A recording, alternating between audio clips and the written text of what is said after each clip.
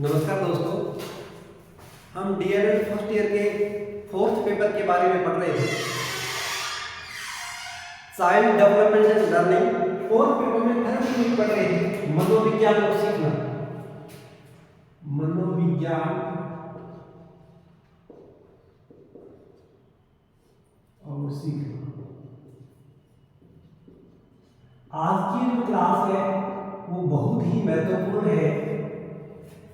महत्वपूर्ण इसलिए रहने वाली है क्योंकि जब आप किसी भी प्रकार की प्रतियोगी परीक्षा अध्यापक बनने के लिए दोगे, उस प्रतियोगी परीक्षा में सीखने से संबंधित प्रश्न जरूर आता है, अधिगम से संबंधित प्रश्न जरूर आता है।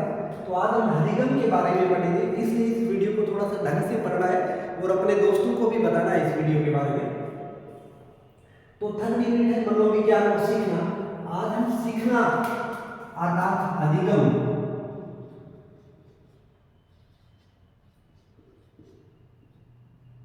अधिगम का अर्थ क्या है? सीखना। सीखना व्यवहार में परिवर्तन, व्यवहार में परिवर्तन।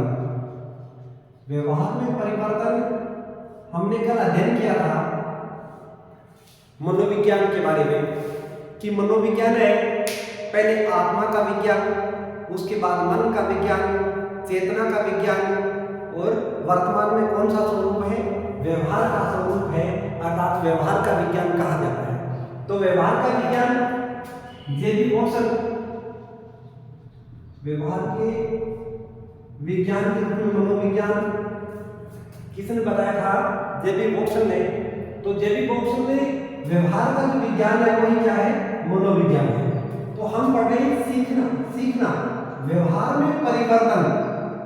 व्यवहार में परिवर्तन है वो अनुभव के द्वारा, प्रशिक्षण के द्वारा या फिर अभ्यास के द्वारा। व्यवहार में परिवर्तन अगर बालक के अनुभव से, प्रशिक्षण से या अभ्यास से होता है तो ही क्या है? सीखना है। व्यवहार में परिवर्तन कई बार बालक या फिर मैं यूं कहूं व्यक्ति में बीमारी के कारण, थकान के कारण, डर के कारण या परिपक्वता के कारण भी व्यवहार में परिवर्तन आ जाता है, तो वो सीखना नहीं होता है, वो अधिगम नहीं होता है। डर के कारण, परिपक्वता के कारण, थकान के कारण या शराब पीने के कारण वो जो व्यवहार में परिवर्तन होता है वो क्या नहीं है? सीखना नहीं है। सीखना क्या होता है? किसी अनुभव, प्रशिक्षण और अभ्यास के कारण जो परिवर्तन होता है वो क्या होता है? सीखना होता है। तो सीखना है व्यवहार में परिवर्तन, और व्यवहार में परिवर्तन अनुभव, प्रशिक्षण व अभ्यास के कारण। अनुभव, प्रशिक्षण और अभ्यास के कारण जैसे कोई छोटा बालक है, बच्चा है, जलती हुई कोई मोमबत्ती है और उस मोमबत्ती को उसने छू लिया तो उनका हाथ क्या है? जलता है। तो फिर वो दोबारा मोमबत्ती को नहीं छूता है, वो उन्हें अनुभव प्राप्त हो गया। उन्हें क्या प्राप्त हो गया? अनुभव प्राप्त हो गया वो। तो अनुभव के कारण उसके व्यवहार में परिवर्तन आ गया, वो दोबारा से मोमबत्ती को नहीं छुएगा, उसने ये सीख लिया है। तो किसके कारण परिवर्तन हुआ? अनुभव के कारण उसके व्यवहार में परिवर्तन हुआ। इसी प्रकार प्रशिक्षण है, जैसे आप साइकिल चलाना सीखते हो, बाइक चलाना सीखते हो, कार चलाना सीखते हो, वो किसके कारण सीखते हो? प्रशिक्षण के कारण। आपको जब कोई प्रशिक्षण देता है तो वो ये बताता है कि आपको इस प्रकार से गियर लगाना है, इस प्रकार से ब्रेक लेना है, इस प्रकार से क्लच दबाना है, तो वो आपको प्रशिक्षण देता है। वो प्रशिक्षण के कारण जो आपके व्यवहार में परिवर्तन आता है वो क्या है? सीखना है। अभ्यास, कोई चीज को बार बार आप दोहराते हो तो वो क्या होता है? अभ्यास होता है। अभ्यास के कारण व्यवहार में जो परिवर्तन होता है वो क्या है? सीखना है। तो हम किसके ऊपर पढ़ रहे थे? सीखना के ऊपर पढ़ रहे थे। तो सीखना क्या है? व्यवहार में जो परिवर्तन है वो क्या है? सीखना है। और व्यवहार में परिवर्तन अनुभव, प्रशिक्षण व अभ्यास के द्वारा, अनुभव, प्रशिक्षण व अभ्यास के द्वारा जो परिवर्तन होता है वही क्या है? सीखना। बालक का सर्वांगीण विकास, बालक का जो सर्वांगीण विकास है वो अधिगम के द्वारा होता है, अर्थात सीखने के द्वारा होता है। बालक का जो सर्वांगीण विकास है वो किसके द्वारा होता है? सीखना के द्वारा ही होता है। सीखना एक मानसिक प्रक्रिया है, सीखना मानसिक प्रक्रिया है। सीखने से बालक का सर्वांगीण विकास होता है, बालक का सर्वांगीण विकास।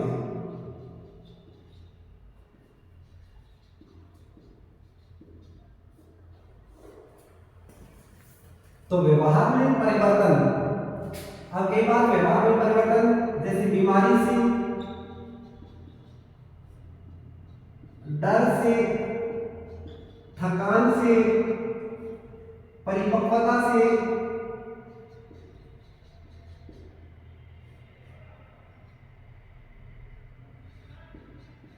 शराब या नशे से व्यक्ति में जो परिवर्तन आते हैं वो क्या नहीं है? वो सीखना नहीं है, वो अधिगम नहीं है। जैसे एक चिड़िया का बच्चा है वो कुछ समय बाद में उड़ना सीख जाता है, क्या वो अधिगम है? सीखना है? नहीं, वो एक परिपक्वता है। वो क्या है? परिपक्वता है, वो अधिगम नहीं है, वो सीखना नहीं है। तो व्यवहार में जो अनुभव, प्रशिक्षण और अभ्यास के द्वारा जो परिवर्तन होता है वो क्या है? सीखना है। तो अब हम सीखने की परिभाषा पढ़ते हैं।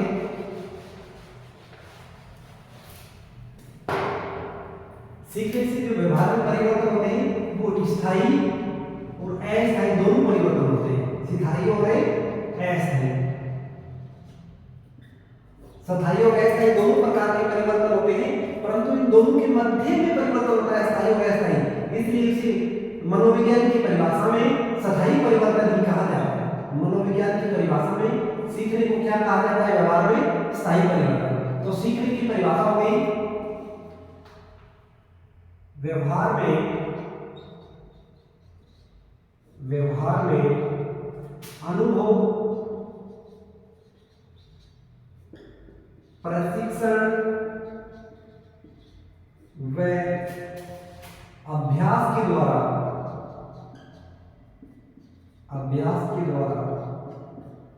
जो स्थायी परिवर्तन होता है उसे ही सीखना कहा जाता है, सीखना कहा जाता है।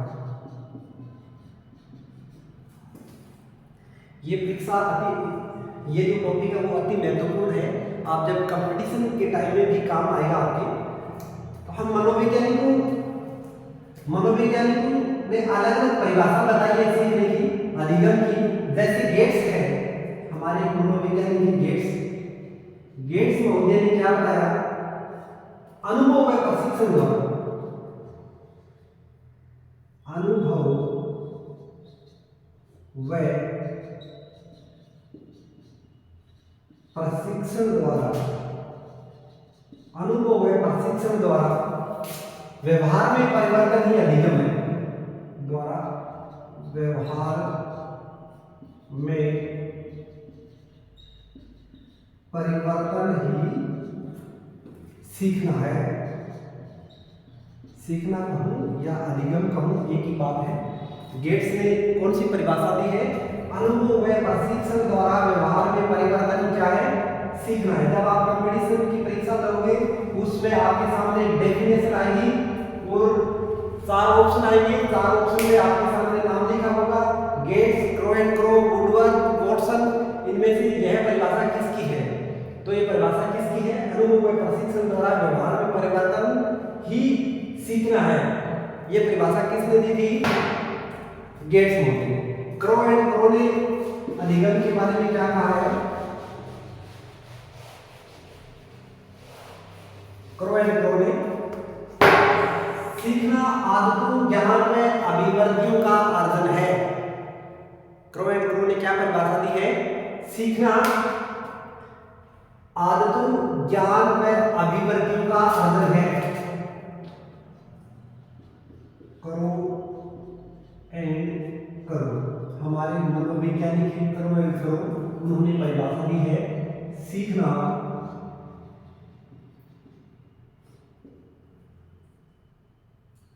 सीखना आदतों,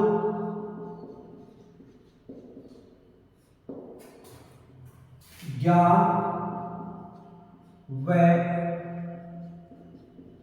अभिवृत्तियों का अर्जन है। अर्जन इकट्ठा करना। अभिवृत्ति होता है दृष्टिकोण। अभिवृत्ति क्या होता है? दृष्टिकोण। अभिवृत्ति का अर्थ है दृष्टिकोण। एक तो शब्द होता है अभिवृद्धि, जो हमने विकास और वृद्धि में पढ़ा था। एक होता है अभिवृद्धि, एक होता है अभिवृद्धि। वृद्धि का अर्थ होता है दृष्टिकोण और वृद्धि का जो बढ़ना। अभिवृद्धि का अर्थ क्या होता है? बढ़ना। तो प्रो एंड कॉन ने क्या कहा है? सीखना आदतों, ज्ञान में अभिवृत्तियों का अर्जन है। अब इसके बाद वुडवर्थ, हमारे मनोवैज्ञानिक है वुडवर्थ ने क्या कहा है? नवीन ज्ञान और नवीन प्रतिक्रियाओं को प्राप्त करना ही सीखना है। नवीन ज्ञान और नवीन प्रतिक्रियाओं को प्राप्त करने की प्रक्रिया ही अधिगम है। नवीन ज्ञान, नवीन प्रतिक्रियाओं,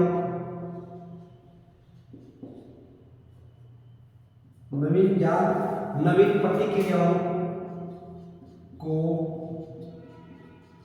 प्राप्त करना ही अधिगम या फिर सीखना है।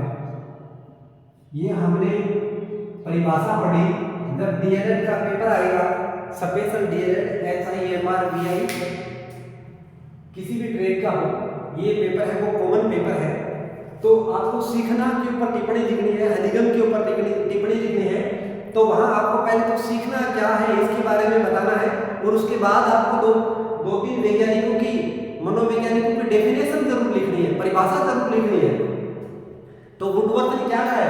नवीन ज्ञान, नवीन प्रतिक्रियाओं को प्राप्त करना ही अधिगम है। और ये परिभाषा आपकी सच्चाई याद होनी चाहिए। अभी आप इसको याद कर लोगे तो कंपटीशन देते इसमें बहुत काम आएगी आपको। तो परीक्षा में पूछा जाता है, जब आप first grade, second grade, REET इनका पेपर देखोगे, एसनेट, सीनेट, तो उनमें ये डेफिनेशन आती है। डेफिनेशन लिखी होती है, फिर उसके बाद पूछते हैं ये परिभाषा कौन सी मनोवैज्ञानिक की है। तो वुडवर्थ ने क्या है? नवीन ज्ञान, नवीन प्रतिक्रियाओं को प्राप्त करना ही अधिगम है। अब हम पढ़ेंगे सीखने की विशेषताएं। पहले हमने सीखना पढ़ा, सीखना क्या है, अधिगम क्या है। उसके बाद अधिगम की परिभाषा पढ़ी, उसके बाद हमने मनोवैज्ञानिकों की परिभाषाएं पढ़ी। अब हम पढ़ रहे हैं सीखने की विशेषताएं। सीखने की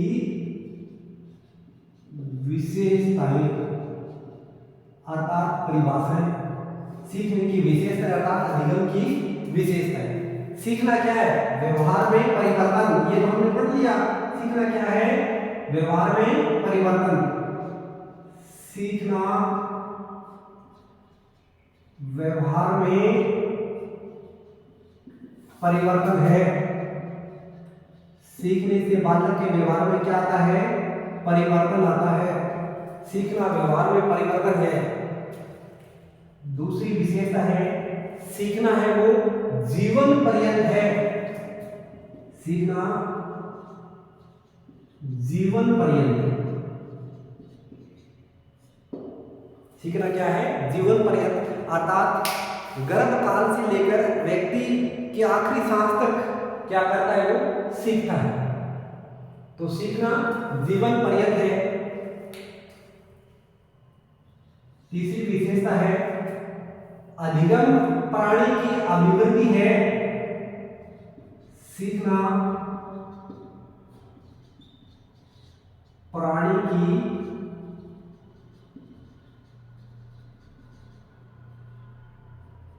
अभिवृद्धि है। तो मनोविज्ञान में किसके ऊपर अध्ययन किया जाता है? मनोविज्ञान में प्राणी के ऊपर अध्ययन किया जाता है। प्राणी अर्थात मानव, पशु और पक्षी, इन सभी के व्यवहार में जो परिवर्तन होता है इसके ऊपर पढ़ा जाता है मनोविज्ञान में। ये हमने व्यवहार के बारे में, वर्तमान जो स्वरूप है वो मनोविज्ञान का कौन सा है, व्यवहार का स्वरूप है, अर्थात व्यवहार को अपनाएंगे। वुडवर्थ ने एक बहुत ही सुंदर कथन कहा था, मनोविज्ञान ने पहले आत्मा को त्यागा, फिर मन को खोया, आत्मा को त्यागा, फिर मन को छोड़ा, उसके बाद चेतना हुई और वर्तमान स्वरूप में व्यवहार को अपनाए गए हैं। तो व्यवहार प्राणी का व्यवहार, और प्राणी में कौन शामिल है, मानव, पशु और पक्षी शामिल है। तो हम पढ़ रहे हैं सीखने की विशेषताएं। सीखना व्यवहार में परिवर्तन है, सीखना जीवन पर्यंत है, सीखना प्राणी की अभिवृद्धि है, सीखना वातावरण की उपज है, सीखना वातावरण की उपज है। यानी व्यक्ति किसमें सीखता है, वातावरण में। जैसे वातावरण में रहेगा वैसे ही वह सीखेगा। ये कथन आता है ना, संगी जो साथी होते हैं उनका क्या पड़ता है, बालक के ऊपर एक प्रभाव पड़ता है, क्योंकि उनकी वातावरण का वो उसके ऊपर क्या पड़ जाता है, प्रभाव पड़ जाता है। जैसे जेपी वाटसन ने कहा कि आप मुझे बालक दो, आप मुझे कोई बालक दो, उसे मैं कुछ भी बना सकता हूँ, डॉक्टर हो, अध्यापक हो। तो वो किसका प्रभाव पड़ता है उसके ऊपर, वातावरण का। तो सीखना वातावरण की क्या है, उपज है। सीखना अनुभव का संगठन है, सीखना अनुभव का संगठन है। ये तो हमने पढ़ा था। सीखना क्या है, अभ्यास, प्रशिक्षण व अनुभव के द्वारा व्यवहार में जो परिवर्तन होता है वही क्या है, सीखना है। तो सीखना अनुभव का संगठन है। सीखना नवीन,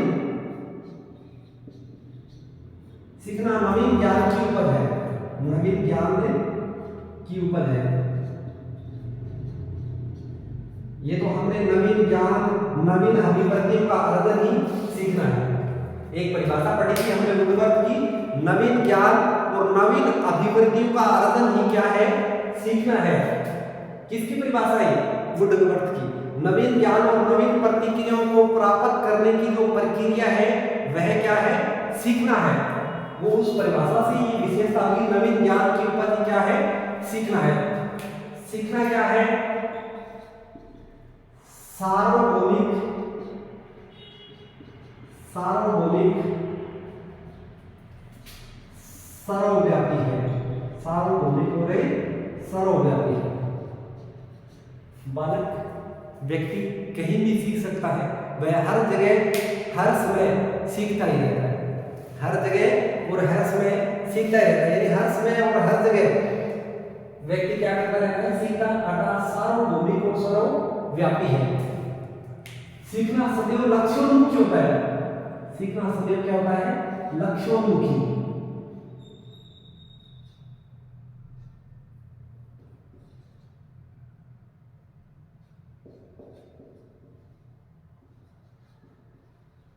लक्ष्योन्मुखी, सीखना सदैव क्या है, लक्ष्योन्मुखी। सीखना सदैव लक्ष्योन्मुखी, यानी सीखने से किसी न किसी लक्ष्य की प्राप्ति होती है, और किसी न किसी लक्ष्य की जब प्राप्ति होती है तभी व्यक्ति क्या करता है, सीखता है। सीखना क्या है, लक्ष्योन्मुखी है। सीखना उद्देश्यपूर्ण है, सीखना क्या है, उद्देश्य पूर्ण। किसी न किसी उद्देश्य की पूर्ति होती है तभी व्यक्ति क्या करता है, सीखता है। और सीखना सक्रिय है, सीखना क्या है, सक्रिय। व्यक्ति जब सक्रिय होगा तभी सीखेगा, अगर सक्रिय नहीं है तो वो नहीं सीख पाता है। व्यक्ति में जब अभिप्रेरणा होगी तभी वह सीखेगा, अगर प्रेरणा होगी तभी वह सीखेगा। तो सीखना क्या है, सक्रिय। तो ये हमने सीखने की क्या पढ़ी, विशेषता है। तो आज की क्लास में हमने सीखना क्या है इसके बारे में ध्यान किया, अर्थात सीखना व्यवहार में जो परिवर्तन है वही सीखना है। उसके बाद सीखने की परिभाषा पढ़ी, उसके बाद हमने सीखने की विशेषताएं पढ़ी। अब अगली जो क्लास है, अगला जो वीडियो है उसमें सीखने के बारे में आगे अध्ययन करेंगे। तो ये क्लास अति महत्वपूर्ण है, ये वीडियो अति महत्वपूर्ण है, इसलिए थोड़ा ढंग से पढ़े। धन्यवाद।